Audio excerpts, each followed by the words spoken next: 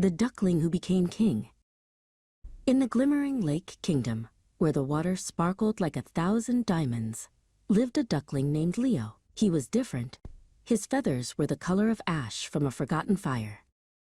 His brothers, led by the boisterous Pip, had feathers as golden as the sun and quacked with pride.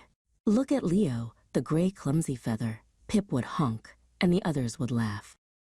Tired of the laughter that followed him like a shadow, Leo made a decision. That night, under the silver gaze of the full moon, he looked at his shimmering reflection. He didn't see a duck, just a stranger.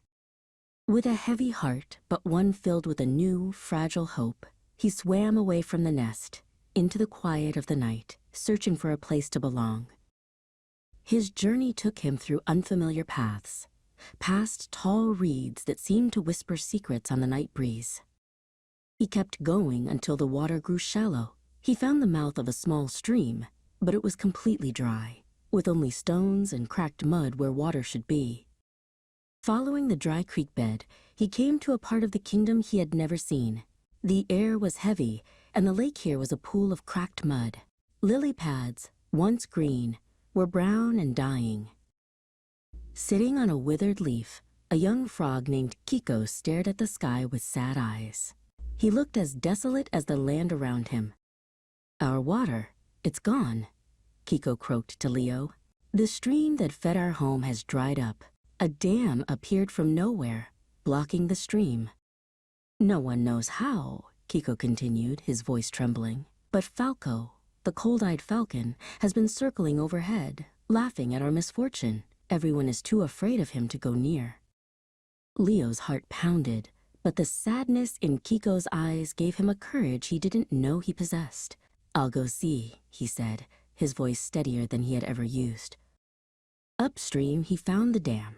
It was a tangled wall of branches, mud, and rocks. And on top of a dead tree, like a dark king, sat Falco, watching him with a predatory glint in his eye. "Well, well, what have we here?" Falco hissed from above. "A soggy gray duckling. Think you can move a mountain? Go home, little one, before you become my lunch."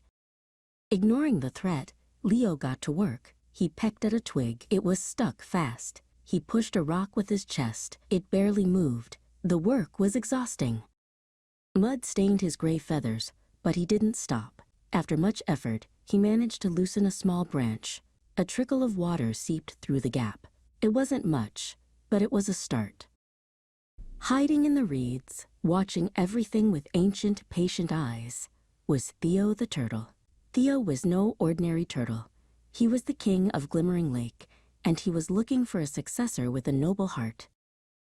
He saw Falco's arrogance, who only watched from afar, and the unwavering courage in the small, clumsy gray bird. A slow smile formed on his wrinkled face. Theo emerged from his hiding place, his shell gleaming softly. "The effort of one may seem small," he said in a deep, calm voice, "but that is how great changes begin."